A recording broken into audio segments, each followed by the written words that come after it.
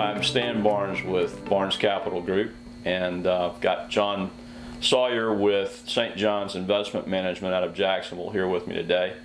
And we just wanted to give John a chance to talk a little bit about St. John's in particular, and maybe also about some of the recent craziness in the markets here in 2016.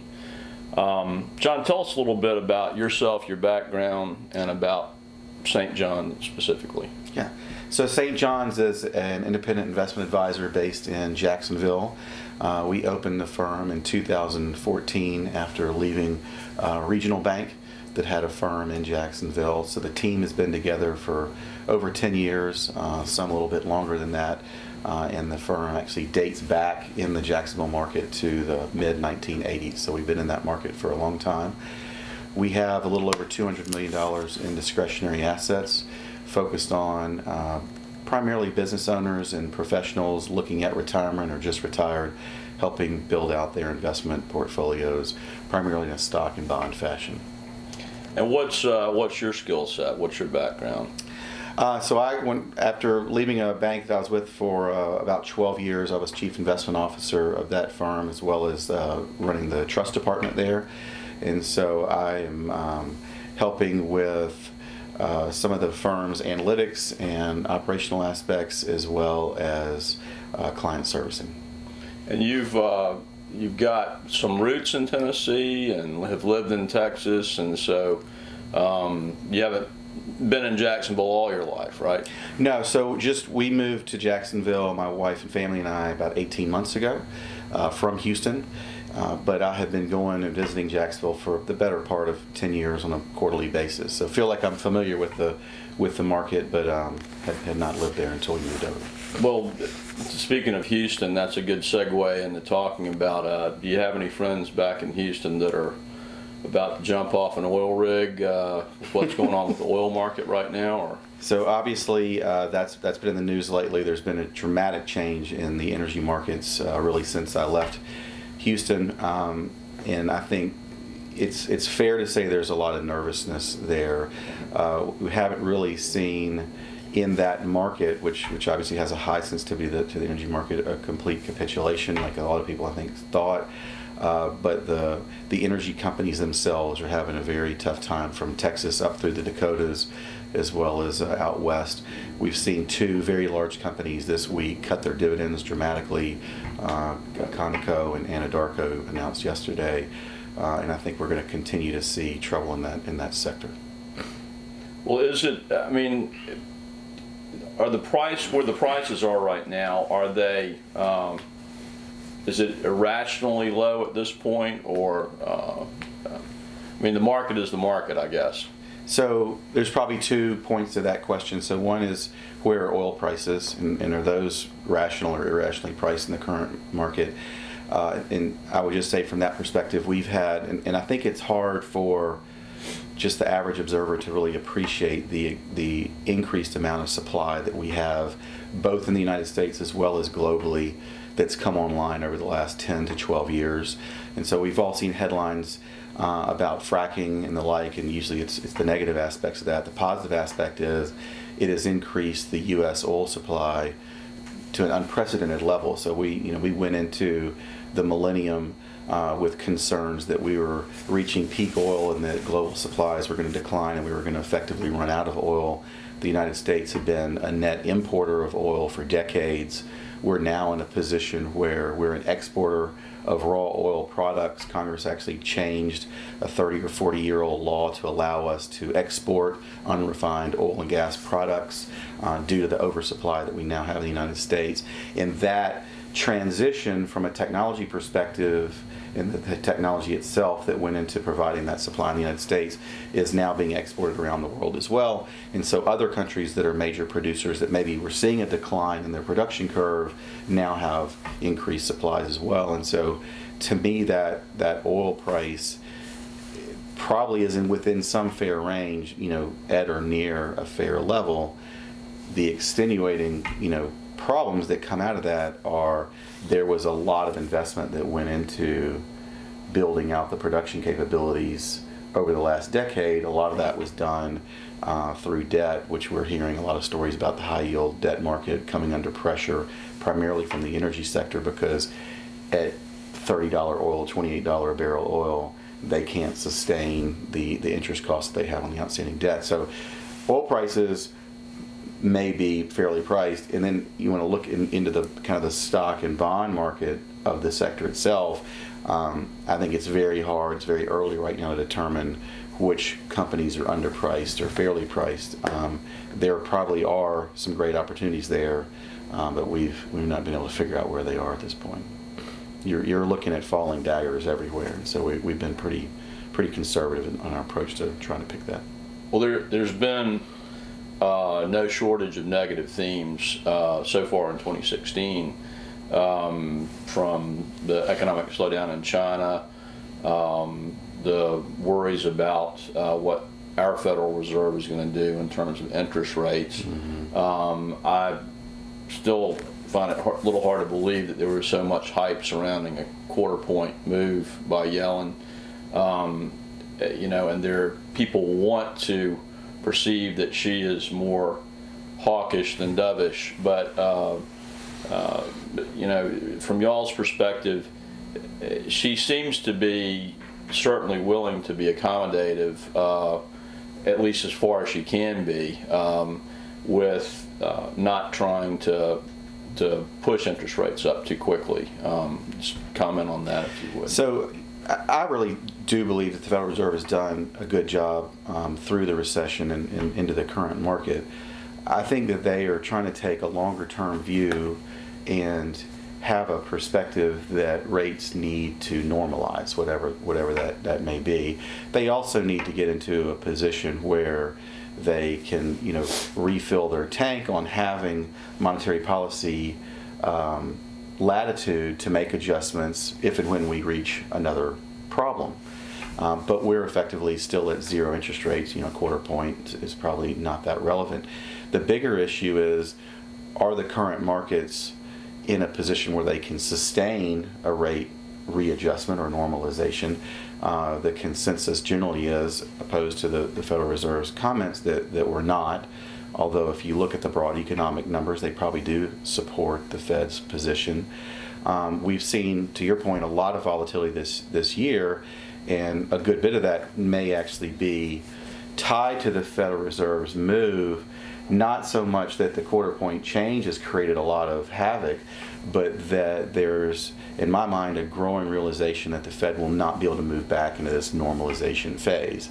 And so they have projections of the Fed funds rate over kind of 3 years being at 1.5% to 3%, somewhere in that range. Right. And it's highly unlikely, in my mind, that we will see that in the time frame that they've prescribed. And so to some degree there may be a shift in the market's perspective on what the Fed can really do or get away with, and a realization that they are no longer there to provide that safety net that we've gotten used to over the last couple of decades.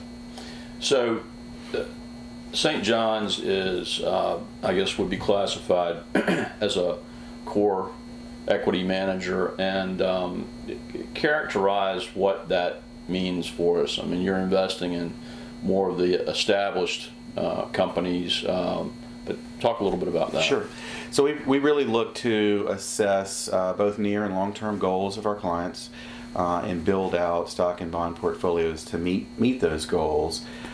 Generally, it's very easy, within reason, to meet someone's financial goals with a well-balanced portfolio. The time and effort that we really put into developing out an individual's plans, however, has a lot more to do with their ability to withstand the gyrations that we're seeing in the market. And so year to date, we've seen a lot of adjustments back and forth, up and down.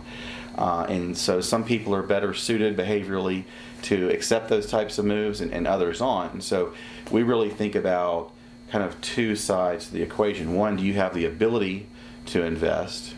And then do you have the emotional capability to invest? Right. And so you may have the funds and plenty of cash and cash flow to meet your financial needs, and so that would generally indicate you could take on more risk in a portfolio, but people may not have the the emotional wherewithal to withstand that, and so then it just doesn't make sense to build that out. We generally populate, to your point, our portfolios with a mixture of large cap equity stocks. So these are just names that everyone knows, and in a given day you probably use products from half the names in our portfolio, so they're well-known names, and then balance that out with either corporate or municipal bonds as is appropriate for the account. So you have the latitude to be able to go both to the stock market and the bond market for clients. And one thing that we feel is extremely important at Barnes Capital Group is that we really do need to understand, before we start pushing investment products in front of somebody, we need to understand what they're trying to achieve and what their risk tolerance is in terms of, is it going to keep them up, sleepless nights for weeks if their portfolio goes down 2 or 3%. And so we think that's really critical. But what you guys do, we were interviewing Milt Williams with Infinity Funds earlier, and the money that he manages is probably a little bit more of a niche type of product as part of an overall portfolio. But what you do, I would characterize as sort of being more the foundation of somebody's portfolio, where that you would build upon, maybe with somebody like an Infinity. Is that accurate? Right. So, with any portfolio construction, the simple way to look at it is you want a lot of pieces to the pie, and that generally will increase the odds of meeting the goal. What I believe they provide is an aspect of the portfolio to lower some of that volatility, which is very beneficial. So we attack that through the bond portion of the portfolio, but there are other solutions to do that. I think the big challenge that we as advisors have, as well as clients have, is there are fairly well-known paths to having a successful outcome from a portfolio allocation. So we set a goal, we come up with a solution that will get you to that goal. And if you don't touch it, you're probably going to be right 9 times out of 10 over a given time period. The issue is the path to get there and whether or not people can really sustain that path. And what we've been seeing really over the last 7-8 years is that path has gotten so difficult that people aren't following through with the plan. One of the things that I wanted to get across is that obviously there's a lot of noise out there through television, through publications, etc. And I think that a lot of what people read, some of the people that editorialize about investments want you to think that whatever they're recommending, it's a one-size-fits-all kind of thing. Right. And that is really an oversimplification. There's a lot of planning that goes into figuring out what the right balance is for a client, and clearly that is something that we attempt to go through with our clients so that we understand what they're trying to do. Maybe you can just... Yeah. So, I think the benefits of independent firms like Barnes as well as St. John's is the ability to really bring that customized solution to the client. And so, through no fault of larger financial institutions, big banks, business models, they have to come up with more generic solutions to meet a wider swath of clients. They have a lot of employees doing a lot of activities with a tremendous amount of regulatory oversight that really limits, in my mind, what they can do from a variability perspective at the client level. And what independent firms bring to bear, and I think in a very meaningful way and one that's very necessary for clients to ultimately realize their goals, is to understand the specific situation and tailor a solution to those clients' needs. And we have just basically the ability to pivot in a more nuanced sense to meet those needs than larger institutions do. Good. Well, talk a little bit about your investment process and how that works. So on the stock selection side, again, we like large cap names that everybody is generally familiar with. We take a fairly conservative approach to that equity portfolio selection process. We look for good, consistent management who follow through on commitments made.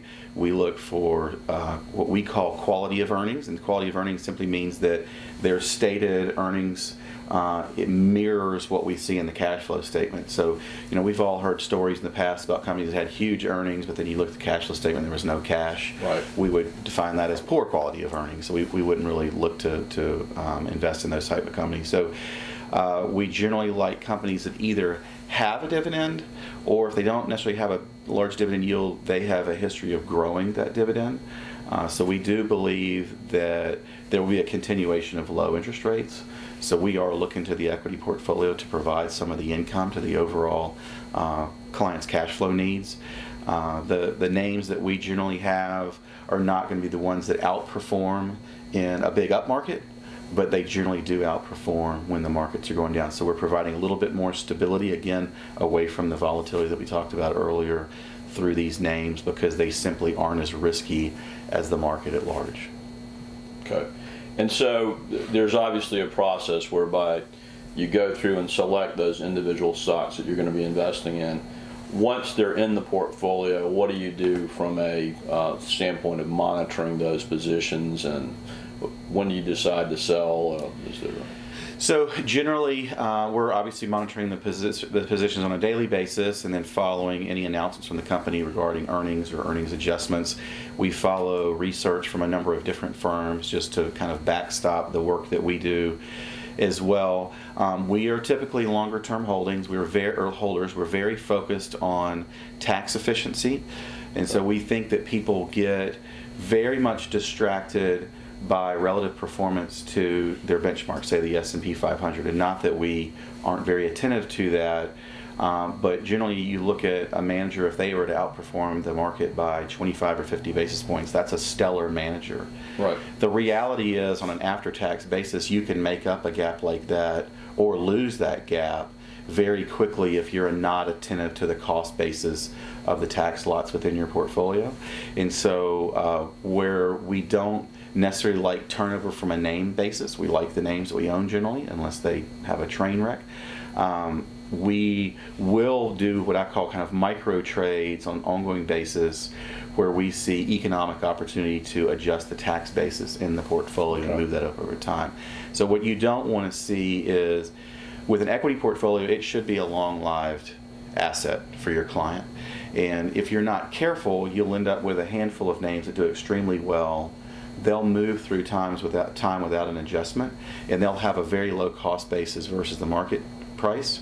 And then they move basically into what we call a lockout phase, where the tax liability is so high you can't adjust the portfolio. And so we're very attentive to try and move that cost basis along with the market value without distributing a taxable gain to the client. And we just simply do that by offsetting gains and losses on a kind of intra-period perspective in an ongoing series of time to keep them more in line. Very good. Well, listen, thanks for your time. Thanks for visiting with us today, and thank you for your time and listening in. Thanks, Dan.